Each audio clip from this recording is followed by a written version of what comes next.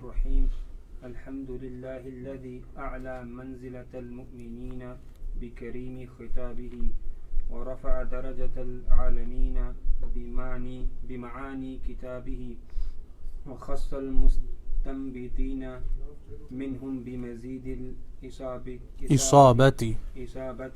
وثوابه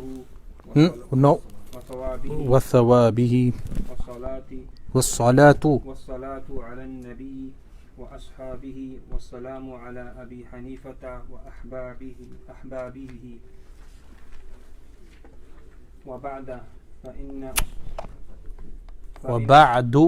وبعد مبني على الضم because of محذوف منوي, meaning whenever you have this word ba'd and something's hidden after it in the intentional meaning, that's referred to as mahdhuf manwi. So you say ba'du, but if the mudaf ilay is apparent in the text, what do you read it as? Ba'da. Wa ba'du, go on. فإن أصول الفقه أربعة كتاب الله تعالى وسنة رسوله. No, why did you read this majroor? It should be read as وسنة رسوله صلى الله عليه وسلم. وإجماع الأئمة. No, وإجماع الأمة. وإجماع الأمة والقياس فلا بد من البحث في كل واحد من هذه الأقسام ليعلم بذلك طريق تخريج ليعلم بذلك طريق. Why طريق? No, why is it مرفوع? فاعل of what? ليعلم نائب فاعل طريق ليعلم بذلك طريق تخريج الأحكام. Okay, this is the introduction. Bismillahir Rahmanir Rahim. You see the importance of nahw, grammar. Some people, they criticize scholars for emphasizing nahw. This criticism is wrong. Why is this criticism wrong? Because al-lahan, meaning, how would you translate lahan? Grammatical error or not pronouncing words correctly is something that is shayn, meaning shayn is what? Is something the opposite to zain. Zain is something that ornaments you. Shayn is something which disgraces you. So always have your grammar prepared, pronunciation of words correct. These things are important. Never undermine this as well. So whatever you read on a daily basis, always practice the correct pronunciation and the grammar of what passage you have read. Remember, I've said multiple times that if a person just revises 20 minutes a day, it's sufficient. 20 minutes a day. So the subject, of course, is Usul al-Fiqh, which we would translate as legal theory. Legal theory meaning the rules and principles by which legal rulings are extracted from the Quran and the Sunnah.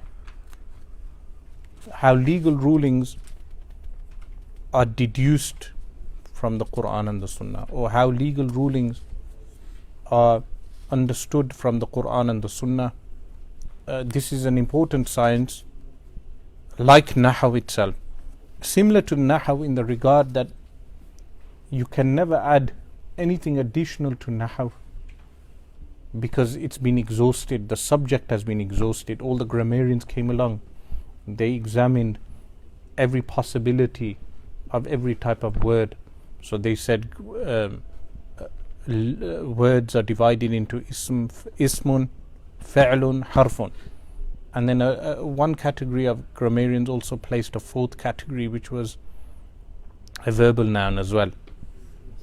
Yeah, but nevertheless, the orthodox is ism, fa'il and harf. Now if someone comes along and they attempt to add additional things to that, they would not be able to do that because of inductive checking, istiqra, that they've checked every possibility of grammar. Likewise, Usul al-Fiqh, the scholars of Usul, they checked every possibility from the time of Imam Muhammad bin Idris al-Shafi'i rahimahullah, who was the first person to write down Usul al-Fiqh. In which work? Ar-Risala. He wrote a work called Ar-Risala, commonly available in Arabic. This book is written, one of the first books, tadween, meaning writing down of all the legal theory.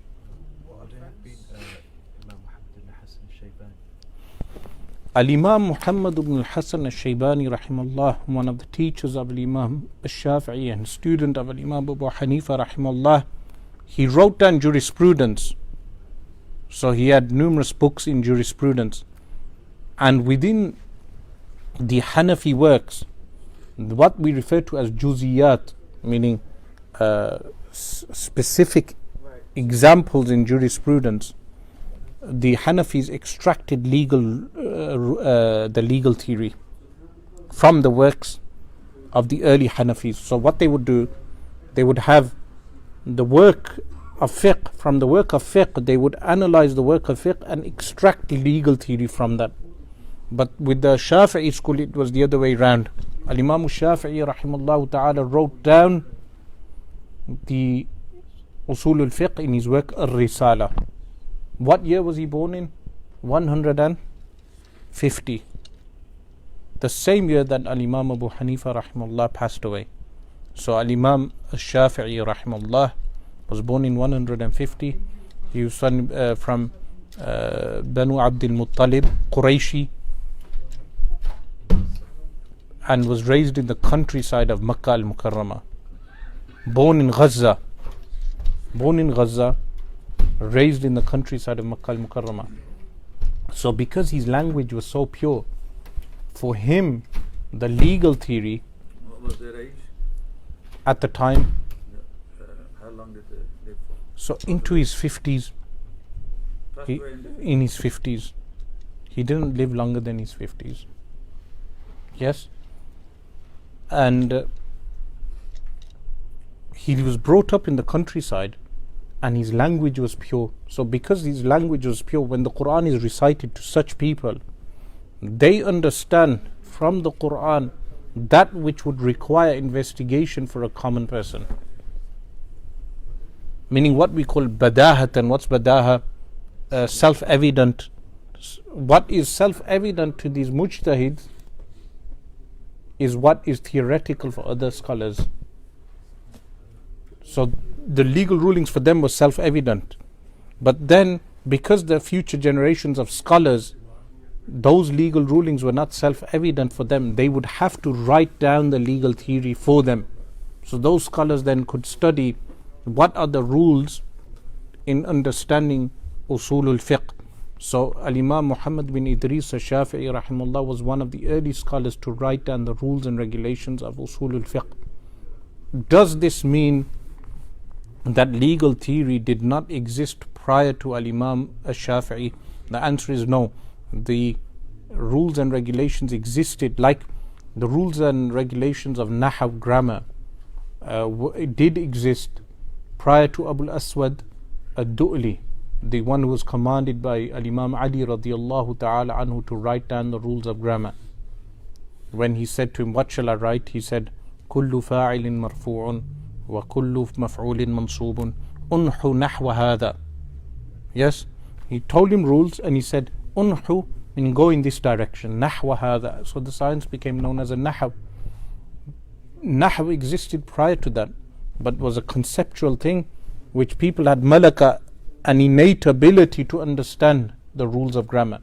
Likewise, legal theory was something that existed prior to Al-Imam al-Shafi'i, but was written down in the time of Al-Imam al-Shafi'i. The rules were codified. The codification occurred in the time of Al-Imam al-Shafi'i rahimahullah ta'ala. So that was the earliest book written, Ar-Risala, While with the Hanafis, they worked in reverse. The Hanafis codified the legal rulings. So, an Imam Abu Hanifa, An-Nu'man bin Thabit, rahimahullah ta'ala, born in the year 80 after Hijri, passed away in the year 150. He was one of the early scholars who codified the legal rulings. Not the legal theory, the legal rulings. So, the number of obligations in wudu are 4, the number of obligations in ghusl are 3, the number of obligations in tayammum are this many. This is a codification of the legal rulings. The later Hanafis, what they did is that they studied the legal rulings, and based upon the legal rulings they inferred the legal theory. So you had early Hanafi scholars like Abu Zayd al-Dabusi, you had al-Karhi, a host of scholars that wrote down the early legal theory of the Hanafi school. They even wrote down legal maxims which are known as al-Qawa'id al-Fiqhiyya, legal maxims that govern fiqh rulings. So there are legal maxims which govern the entire fiqh, and then there are dawabit, regulators that regulate specific aspects of fiqh. Al-Qawa'id and al-Dawabit. So al-Qawa'id al-Fiqhiyya, for instance, there are 5 al-Qawa'id al-Fiqhiyya which govern all of fiqh, like al-umuru bi maqasidiha, or al-amalu bin niyat, or for instance these type of qawa'id were also formulated in that period as well. So these scholars of legal theory, they wrote down the legal theory. In the Hanafi school, they extracted this legal theory from the legal judgments of Al-Imam Abu Hanifa rahimahullah ta'ala, which were recorded by the likes of Al-Imam Muhammad al-Shaybani, Al-Imam Muhammad ibn al-Hasan al-Shaybani rahimahullah ta'ala. In his works, he had numerous works like As-Siyar al-Kabir, which was a response to Al-Awza'i. Al-Awza'i said, the people of Iraq, Ahlul Iraq, do not know jihad. So when he said the Ahlul Iraq do not know jihad, Al-Imam Al-Shaybani rahimahullah ta'ala wrote a response of As-Siyar al-Kabir, which would be considered as foreign policy and governance.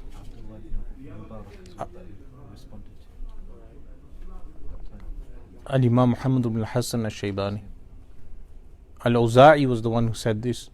And then he also wrote works like Al-Mabsut, and not the Al-Mabsut of Sarakhsi, that's a different Mabsut.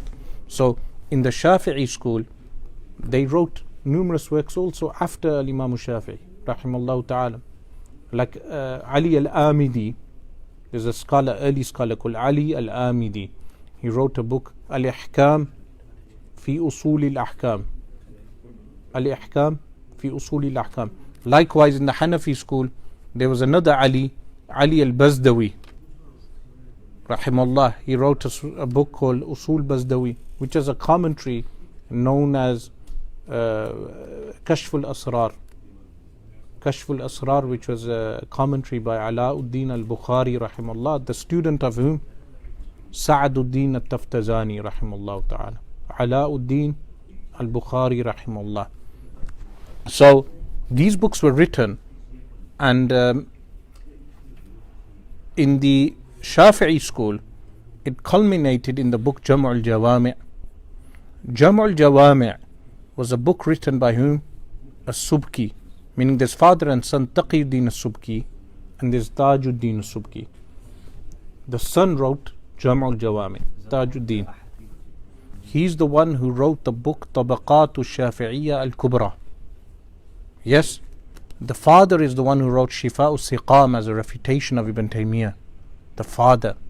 But the son wrote Jam' al-Jawami'. What was Jam' al-Jawami'? He gathered 1,000 Shafi'i works on Usul al-Fiqh, or general works of fiqh, and summarized them in a text known as Jam' al-Jawami'. Yes.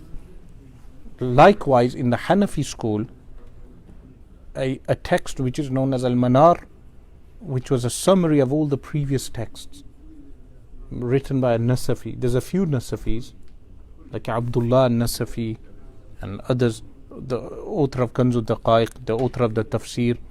This one is the author of the matn, the text called Matnul Manar. Al-Manar is what? A lighthouse. So he summarized a few hundred years of scholars writing works on legal theory, Usul al-Fiqh. Now one of those earlier works was this work, meaning there are numerous works on Usul al-Fiqh, not just one work, numerous. But one of the earlier works was this work, which was written by, it's ascribed to Nizamuddin al-Shashi, rahimahullah ta'ala. Even though there is a dispute regarding the ascription to an author at all. What they do know, the author was al-Shashi, meaning from the area known as Shash in Central Asia. The scholars of Central Asia, they would refer to them as Ulama'u ma wara an-Nahr, which means the scholars that lived beyond the river. Now, Jazakallahu khairan. So scholars who lived beyond which river? The rivers that were beyond Iraq, ma wara an-Nahr, beyond the river. So those scholars were the scholars of Central Asia. Those scholars were responsible for codification of so many early things. Like the scholars of Hadith, the authors of the compilers of the 6 books of Hadith were all from the region which is known as Central Asia today, Uzbekistan and all these different countries. So likewise Nizamuddin al-Shashi was from those regions. But Abdul Hayy al-Lakhnawi, the Indian scholar Abdul Hayy al-Lakhnawi, he has a book called Al-Fawaid al-Bahiyya fi Tarajim al-Hanafiyya. What is the name? Al-Fawaid al-Bahiyya fi Tarajim al-Hanafiyya. In this work he presents the biography or the ascription of this book to Nizamuddin al-Shashi. What he mentions is that the book was known as Al-Khamseen. This book was known as Al-Khamseen, the 50s. Why? Because the author was 50 years old when he wrote the book. So this book is one of the early Hanafi manuals written alongside with other scholars like Abu Zayd al-Dabusi. Abu Zayd al-Dabusi rahimahullah ta'ala has a book on Usul al-Fiqh also, which is published, meaning there are numerous early works of Usul al-Fiqh. So this work is one of those early works. Many people criticize the work as to say that this work is abstract. But how the work is written is that the scholar will present firstly al-asl, the principle. Based on that principle, he will give examples of the application of that principle, and then what differences are branched off from the dispute in that one principle. So he'll present the principle, then an example of how the Hanafis understand that principle, firstly in the Quran, then in the second chapter in the Sunnah, and then how the disputes branch off from this, mainly with the Shafi'i school. Why? Because people in the Central Asian region were either Hanafi or Shafi'i. To this day, there is a dispute regarding Al-Imam Sa'aduddin al-Taftazani rahimahullah ta'ala, whether he was Hanafi or Shafi'i. Even though he wrote a famous commentary on a book of Usul al-Fiqh, which is known as At-Talwih. At-Talwih, which is a commentary on the Matn al-Tanqih. There's an early Ubaidullah bin Mas'ud rahimahullah, the author of the work Al-Wiqaya. He has a small summary of early Usul al-Fiqh works known as At-Tanqih, and a commentary on this which is known as At-Tawdih. And then Sa'aduddin Taftazani has a commentary on that, which is known as At-Talwih. So in total, At-Talwih wa Tawdih ala Matn Tanqih, one of the famous works. What's meant by at-tanqih? At-Tanqih, refinement. So what he intends to do is refine earlier works of Usul al-Fiqh. Likewise, he wrote a small text called An-Nuqaya. An-Nuqaya was a summary of earlier fiqh works. So Mullah Ali Qari, rahimallahu ta'ala, he wrote a commentary on the text An-Nuqaya. There's another commentary on Nuqaya, which is known as Al-Inaya. So Mullah Ali Qari rahimullah has a commentary which is known as Fathu Bab al-Inaya, published in 3 volumes, which Mullah Ali Qari then went to summarize what is contained in Al-Binaya of the author of Badruddin Al-Aini rahimullah, the author of Umdatul Qari, commentary on Bukhari. He summarized Al-Binaya and the work Fathul Qadir of Ibn Humam. Fathul Qadir, a famous commentary on Al-Hidayah. So Mullah Ali Qari summarized these 2 commentaries in his work, which is known as Fathu Bab al-Inaya, which is proof texts in the Hanafi school. Meaning, what proofs the Hanafis have?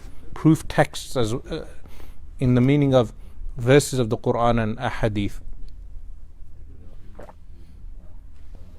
So this work, written by Nizamuddin al-Shashi rahimallahu ta'ala, is written in order for us to understand the legal theory, how the scholars extracted legal rulings from the Quran and the Sunnah.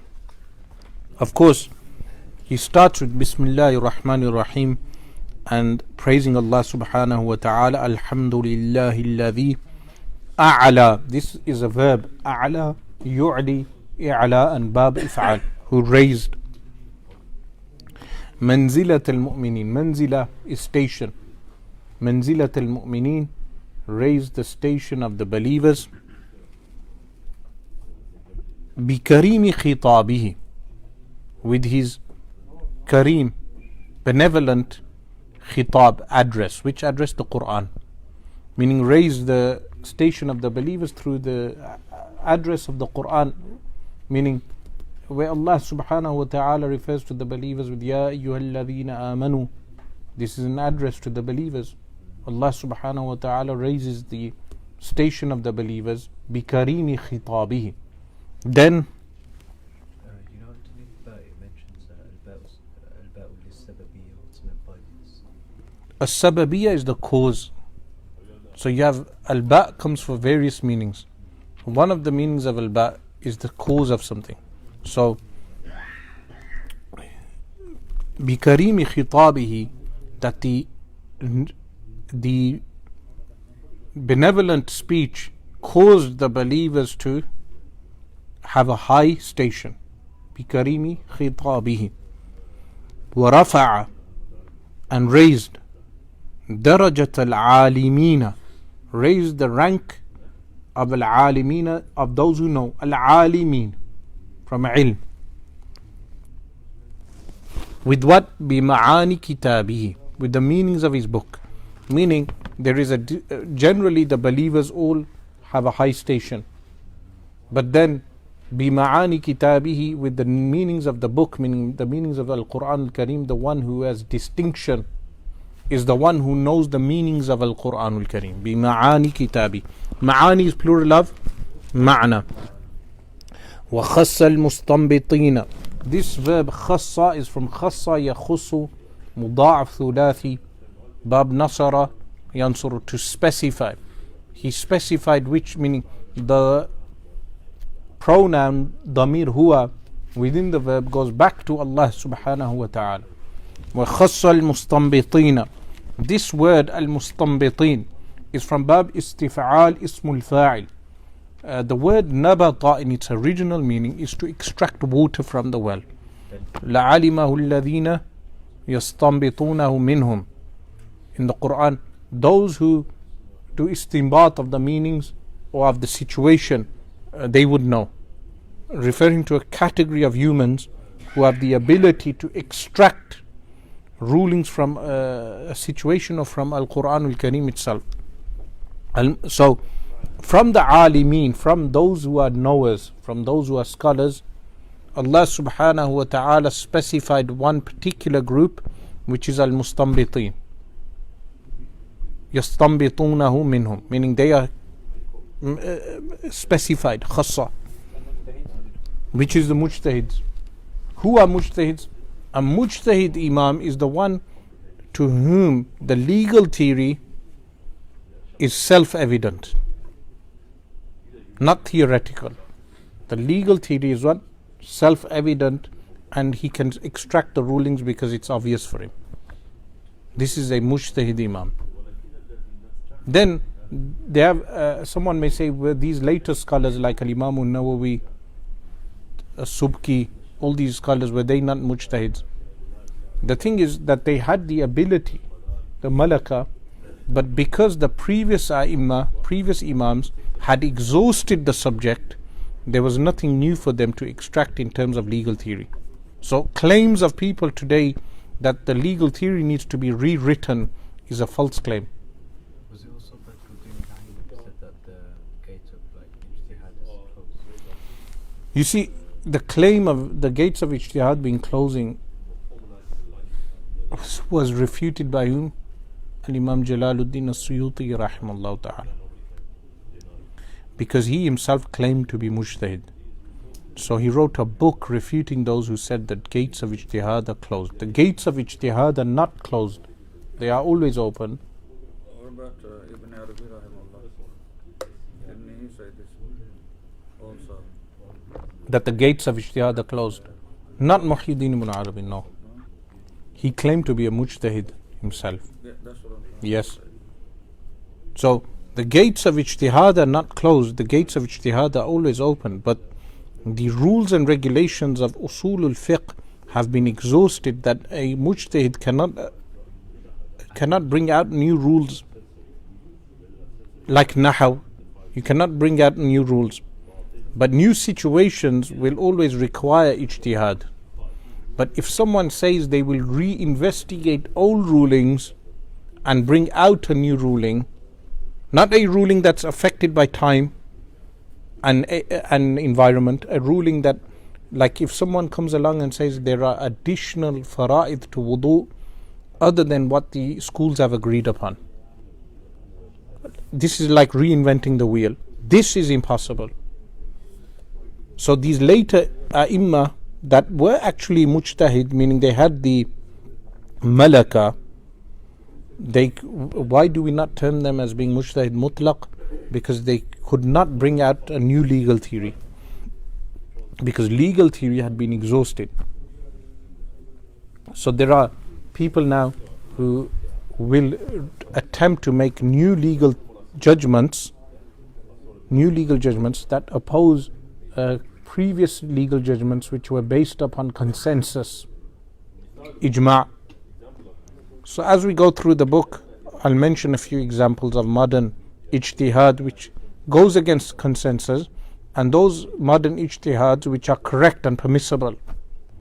There are two types of ijtihad in the modern age: one which is correct and permissible, and the second one is that ijtihad which goes against the consensus. Those type of ijtihads would be deemed as being incorrect. So he states, وَخَصَّ الْمُسْتَنْبِطِينَ مِنْهُمْ, he specified al-mustanbitina minhum, from amongst them, بِمَزِيدِ الْإِصَابَةِ, with an additional precision. بِمَزِيدِ الْإِصَابَةِ, al-isaba here would mean precision, exactness, by increasing them with exactness. وَثَوَابِهِ, and his reward. So why does he mention al-isaba and why does he mention thawab? Because of the hadith. Which hadith? Narrated by Bukhari and others. إذا اجتهد المجتهد وأصاب, if the mujtahid makes ijtihad and he is correct, he will get 2 rewards. and the one who does ijtihad وأخطأ and he makes a mistake فله أجر, even though there is a discussion regarding this mentioned by Al-Imam Ibn Hajar al-Makki rahimallahu ta'ala. He mentions this in his Tabid al-Sahifa, biography of whom? Al-Imam Abu Hanifa rahimallahu ta'ala, and he mentioned, and Al-Imam Abdul Wahhab al-Sha'rani in his book Al-Mizan al-Kubra. They say there is that the ijtihad, when there are two possibilities of a legal ruling, both legal rulings are from the Sharia. One is awla, better, and one is has a lower status. So what they interpret the hadith as meaning is إذا أصاب, if he is correct, it means if he is correct in choosing the better ruling. So both rulings are in fact from the Sharia. This is why Al-Imam Abdul Wahhab al-Sha'rani says that there is a mizan in the Sharia. What is the mizan? The mizan is that a person should go with the better ruling, but in cases of necessity and darura and haja, essential needs, then a person goes to the lighter ruling. But all four schools, the rulings are from Sharia. So the akhta'a means if he makes a mistake in not choosing the better ruling. This is what that means. So all the rulings are in fact from a Sharia. So refer back to Al-Mizan al-Kubra of whom? Al-Imam Abdul Wahhab al-Sha'rani rahimahullah, and Al-Imam Ibn Hajar's work Tabid al-Sahifa. So وَثَوَابِهِ وَالصَّلَاةُ عَلَى النَّبِيِّ, and prayers upon the Prophet sallallahu alaihi wasallam, وَأَصْحَابِهِ, and his companions. So as-salah here, prayers, what does that mean? When ascribed to Allah subhanahu wa ta'ala, prayer for the Prophet sallallahu alaihi wasallam means increase of mercy, mazidur rahmah. When ascribed to the angels, it means what? Istighfar. When it's ascribed to the believer, it means dua. One word with numerous meanings, which is referred to as mushtarak, the homonym. So here, على النبي وأصحابه والسلام, and salutations, على أبي حنيفة. So he singles out Abu Hanifa from the mujtahids. Al-Imam Abu Hanifa rahimahullah ta'ala. The work of Al-Imam Ibn Hajar al-Makki, Tabid al-Sahifa, Tabid al-Sahifa is the work of Imam Jalaluddin Suyuti rahimahullah.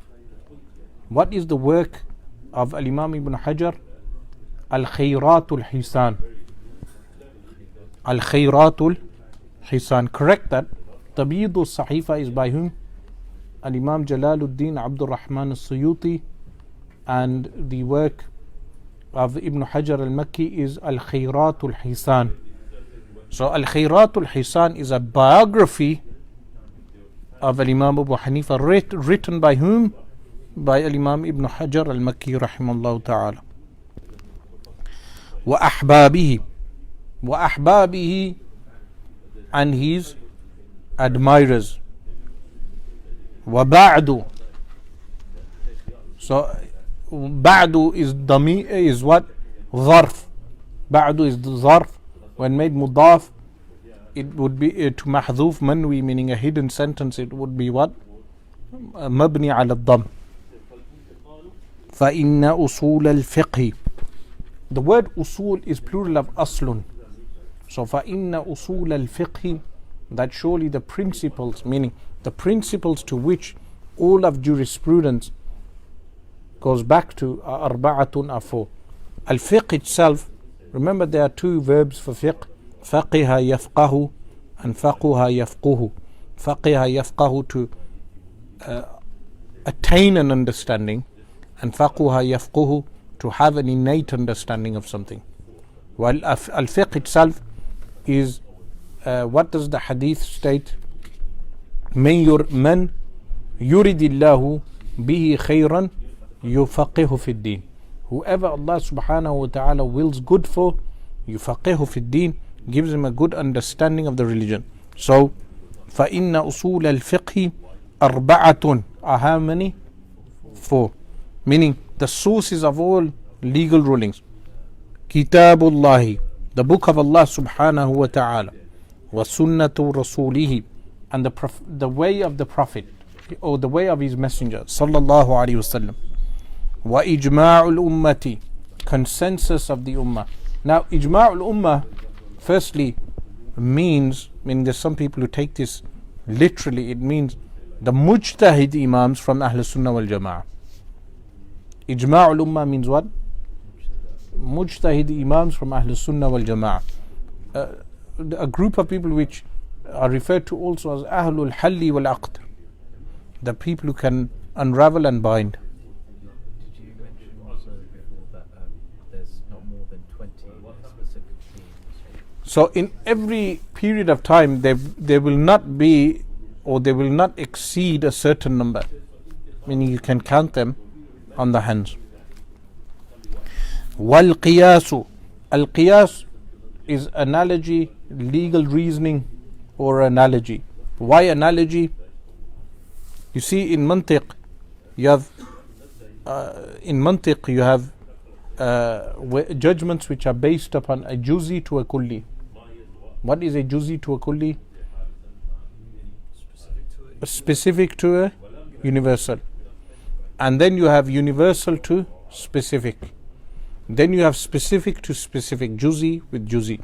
When they say al-qiyas, it's specific to specific, meaning groups of scholars, they come along, they see that the illah, the underlying reason behind something is intoxication. So they say the reason why this was made haram is intoxication. They analyze it on another specific case and they say, they do qiyas of one thing with another. This is why the word itself is qasa na'ala bin na'ali. He measured a shoe with a shoe. You take a shoe, you measure the shoe with the shoe. Qasa na'ala bin na'ali. He measured the shoe with the shoe. This is where the word al-qiyas is from. So when we go on to this also, I will give you examples of incorrect qiyas and incorrect ijtihads today, where people change agreed upon rulings, playing with the rules of usul al-fiqh. So usul al-fiqh is an essential thing to understand, meaning understanding the legal theory is so essential. Like ilm al-kalam is today essential to safeguard one's creed from assault, meaning people with various motives, mulhideen, heretics, they will assault what? The creed of people. But likewise, in order to safeguard the sharia and its rational and textual basis, its roots in a consensus, a person needs to be well studied in which subject? Usulul fiqh, understanding legal theory. Because with that legal theory you will not be able to understand when someone is actually violating the laws of usul al-fiqh in order to validate something which is totally impermissible in sharia. Meaning, because we live in a world of a secular world with political pressures, so there will be political pressures in certain parts of the world to change legal rulings. A country cannot take an IMF loan without the IMF imposing its own conditions on that loan. And sometimes the IMF in African countries will even impose upon those African countries to teach what they refer to as LGBT education in schools. So a country in Africa would take a loan and teach, change the curriculum just based on that political pressure. Likewise, in Muslim countries, there will be political pressure on certain Muslim countries to violate laws, Islamic laws, or to change certain Islamic laws, and the scholars will be paid to do that. In order to counter such an agenda, the scholars who counter this agenda, they need to be well studied in usul al-fiqh.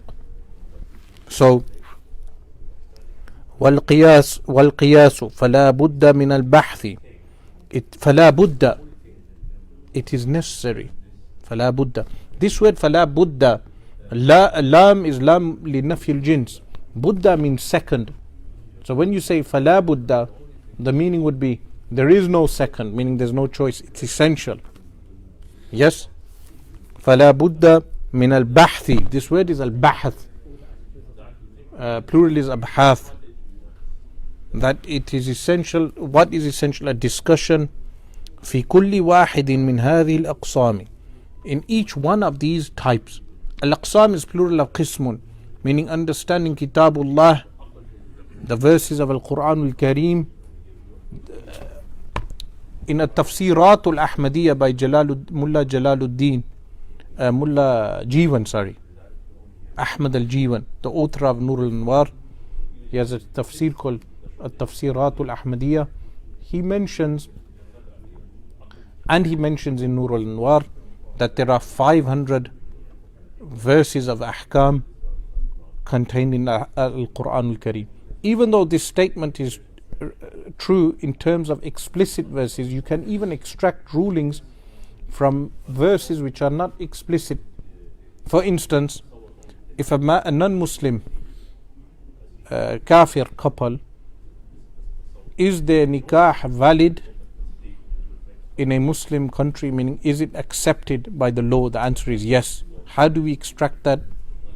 In Surah Tabbat, in Tabbat Yada, the wife of Abu Lahab, an insulter of the Prophet ﷺ, his wife, وَامْرَأَتُهُ حَمَّالَةَ الْحَطَبِ, is referred to as his wife. وَامْرَأَتُهُ, meaning his woman, meaning his wife. وَامْرَأَتُهُ. From this, scholars can understand that if there is a non-Muslim in a Muslim country, their nikah would be valid, meaning amongst themselves, according to their own laws and regulations. Their marriage would be recognized. But that is extracted from a verse which makes no explicit mention of this. So this shows, even though Mullah Jiwan Rahimullah mentions 500, and Al-Imam Abu Hamid Al-Ghazali, who also wrote in Usul al-Fiqh, he wrote numerous works, like Al-Mustasfa is the famous work, but he wrote a few other works also on legal theory, some of which are very difficult to understand. So he also mentions that there are 500 verses in Al-Quran Al-Kareem which are explicit for ahkam, and these are the ones that are discussed generally in works of ahkam Al-Quran, like Abu Bakr Al-Razi Al-Jassas has ahkam Al-Quran, Al-Qadi Abu Bakr ibn Al-Arabi has ahkam Al-Quran, likewise Mullah Jiwan as Tafsirat Al-Ahmadiyya. But even though they mention 500 verses, ahkam can be extracted from other works, from other verses of the Quran also. Go on. Al-Imam Al-Imam Al-Ghazali was from which school? The school of Al-Imam Shafi'i rahimahullah ta'ala. His teacher was Al-Imam Al-Juwayni, Abu Al-Ma'ali Abdul Malik Al-Juwayni rahimahullah, Imam Al-Haramain. He was author of which work in Usul al-Fiqh, basic work, primer, which is known as Al-Waraqat. Is known as what? Al-Waraqat, meaning a few papers. Al-Waraqat, this has numerous commentaries, like Jalaluddin Al-Mahalli, the author of the Jalalain, which we cover on Wednesday. He also wrote a commentary on Al-Waraqat of Al-Imam Al-Juwayni rahimahullah ta'ala. So an early work in Usul al-Fiqh. But Al-Imam Al-Ghazali rahimahullah ta'ala wrote Al-Mustasfa, but other works also. He has smaller works which are very difficult to read, meaning where a person, he mentions himself, a person needs to free his mind just to read those works. So فلا بد من البحث في كل واحد من هذه الأقسام ليعلم. This li, لام الكي, meaning it affects the fi'l mudari', the imperfect makes it mansub, ليعلم, in order that it be known. بذلك, with that, meaning ذلك is alluding to what has been mentioned, meaning with understanding these aqsam. طريق, this is نائب فاعل, مفعول ما لم يسمى فاعله. طريق تخريج الأحكام, the method of تخريج الأحكام, extraction of the legal rulings. طريق تخريج الأحكام, method of how they extracted the rulings. When a person understands the differences in usul, they will know why the schools differ. So they differ. Al-Imam Zahid al-Kawthari rahimallahu ta'ala says they differ in around 20%. But why do they differ? Because they differ on the usul. But there are other asbabul ikhtilaf, reasons of dispute, which primarily go back to what the time of the Prophet sallallahu alaihi wasallam, where the Prophet sallallahu alaihi wasallam permitted a certain leeway of disputes. Like in the hadith, famous example in the hadith of Bukhari, that he dispatched a group of people to one of the Jewish fortresses and said, do not pray until you reach the fortress. Then one group prayed on the way, interpreting the statement of the Prophet ﷺ, saying the statement meant that hurry to the place. And another group said that the statement was literal. When they both went back and reported this to the Prophet ﷺ, he permitted the dispute. This leeway is the foundation of the disputes of the schools, which is a mercy of Allah subhanahu wa ta'ala. There is a hadith, even though some people dispute the authenticity, اختلاف أمتي رحمة, the dispute of my nation is a mercy. Which type of dispute? This type of dispute. Why? Because if there's a scenario where a person is in dire straits, meaning there's no other way, no way he can perform according to his own legal school, then Allah subhanahu wa ta'ala has made a rukhsa, leeway in the other schools when the person is in a difficulty. So for instance, you're traveling to another country and the flight will not stop during certain prayers, and you would not be permitted to pray on the plane because certain airlines have regulations. Therefore you would move to the other school of combining the two prayers in a state of necessity. So this is a mercy Allah subhanahu wa ta'ala. And then Imam Jalaluddin Abdul Rahman as-Suyuti in his book Jazilul Mawahib fi Ikhtilaf al-Madhahib, he mentions that the way Allah subhanahu wa ta'ala allowed 10 ways of reciting the Quran, meaning there are 7 ways in the Sab'atu Ahruf, is in reference to variants in the dialects. Then those differences in the dialects were gathered in the qira'at. There's a difference between qira'at and ahruf. But Allah subhanahu wa ta'ala permitted recitation of the Quran in different dialects, 7 dialects. And then those differences were carried out in the qira'at. So if Allah subhanahu, and then a riwayah bil ma'na in hadith, that hadith can be narrated with ma'na. So in the early generations, the Sahaba, they would sometimes narrate the hadith not with the literal wording, with the meaning. So this was also permitted. And a third leeway was the disputes of the fuqaha, the jurists, meaning those disputes which fall within the parameters of ijma'. So sometimes some people today use this to say, if disputes are a mercy, we can go out of the ijma'. The answer is no. The disputes which are contained within the ijma', the consensus. So he states, طريق تخريج الأحكام البحث الأول. So البحث الأول deals with the rules and regulations of how we extract legal rulings from Al-Quran Al-Kareem. In total there would be how many? 20 points. Al-Khasu wal-Amu wal-Mutlaqu wal-Muqayyadu wal-Mushtaraku wal-Mu'awwalu, like this. Al-Haqiqatu wal-Majazu, how many in total? 20. But then those 20 are timed by 4, and you have in total 80 qism. How many? 80. Like da'if hadith, for instance. Da'if hadith can be subcategorized into 500 types. 500 types. Like the fun of Usul al-Hadith itself, the sciences, the ancillary sciences of Usul al-Hadith are 84 types, ancillary sciences.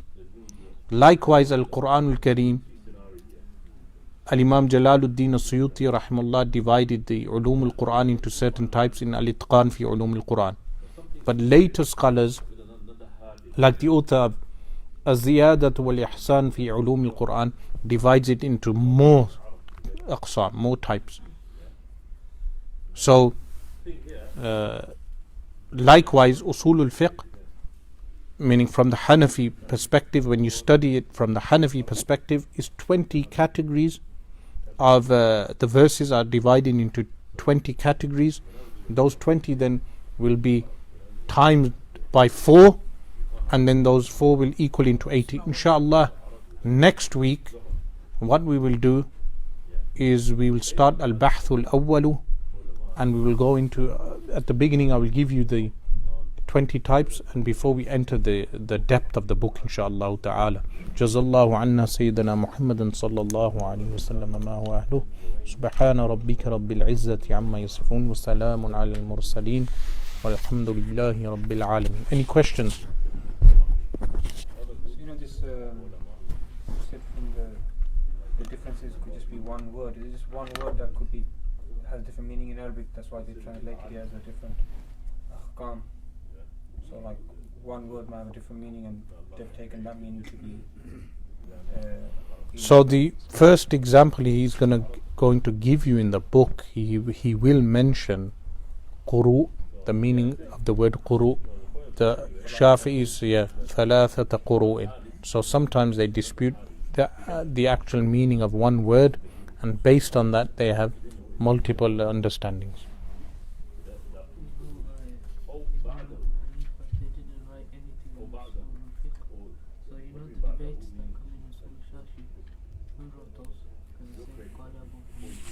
So when they quote Al-Imam Abu Hanifa rahimahullah, those quotes of Al-Imam Abu Hanifa were written by his student Al-Imam Muhammad Al-Shaybani rahimahullah in his book. Not one book, numerous books. He had a set of books which is known as Zahir al-Riwaya. Zahir al-Riwaya is in reference to 6 books. Al-Jami' al-Saghir, Al-Jami' al-Kabir, and 4 other works. In total there are 6 which are referred to as Zahir al-Riwaya. Then he had additional books also. So all the references to Al-Imam Abu Hanifa rahimahullah ta'ala are taken from the works written by Imam Muhammad Al-Shaybani rahimahullah ta'ala. And there are numerous other works which he wrote also, which are published, voluminous works. Is that clear? So next week inshallah we will enter Al-Bahthul Awwalu regarding Al-Quran Al-Kareem.